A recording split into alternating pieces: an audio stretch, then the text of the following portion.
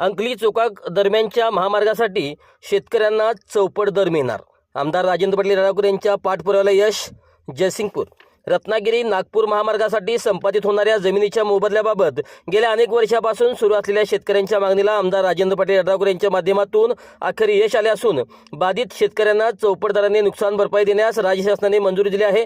शिरोळ तालुक्याचे आमदार राजेंद्र पाटील यड्रावकर यांनी मुख्यमंत्री देवेंद्र फडणवीस व महसूल मंत्री चंद्रशेखर बावनकुळे यांच्याकडे सातत्याने केलेल्या पाठपुराव्यामुळे मुख्यमंत्री यांनी चौपट दराच्या प्रस्तावावर स्वाक्षरी केली असून त्यामुळे शेतकऱ्यांची दीर्घकालीन व रास्त मागणी पूर्ण झाली आहे. रत्नागिरी नागपूर महामार्गाच्या कामामुळे अनेक शेतकऱ्यांची शेती, विहिरी आणि अन्य मालमत्ता बाधित झाली होती. या महामार्गाच्या बहुतांश टप्प्यामध्ये शेतकऱ्यांच्या चौपट दराने मोबदला देण्यात आला होता. मात्र अंकली ते चोकाक या सुमारे 33 किलोमीटरच्या टप्प्यात अधिग्रहित जमीनधारक शेतकऱ्यांना केवळ दुप्पट दराने भरपाई देण्याचा प्रस्ताव असल्याने शिरोळ व हातकणंगले मतदारसंघातील शेतकऱ्यांमध्ये तीव्र असंतोष निर्माण झाला होता. या अन्यायाविरोधात शेतकऱ्यांनी मोर्चे, आंदोलने करून महामार्गाने काम हे अनेकदा बंद पाडले होते. या पार्श्वभूमीवर आमदार राजेंद्र पाटील यड्रावकर यांनी बाधित शेतकऱ्यांशी समक्ष संवाद साधत त्यांच्या अडचणी जाणून घेतल्या आणि शासन पातळीवर हा विषय प्रभावीपणे मांडला.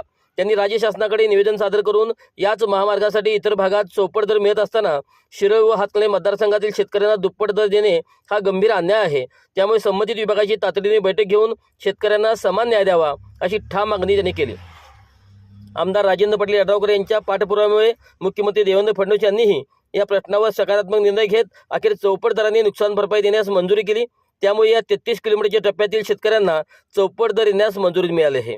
या निर्णयामुळे महामार्गासाठी बाधित होणाऱ्या शेतकऱ्यांना मोठा दिलासा मिळाला असून त्यांच्या शेतीच्या नुकसानाची योग्य भरपाई मिळणार आहे. हा निर्णय शेतकऱ्यांच्या दृष्टीने ऐतिहासिक मानला जात आहे.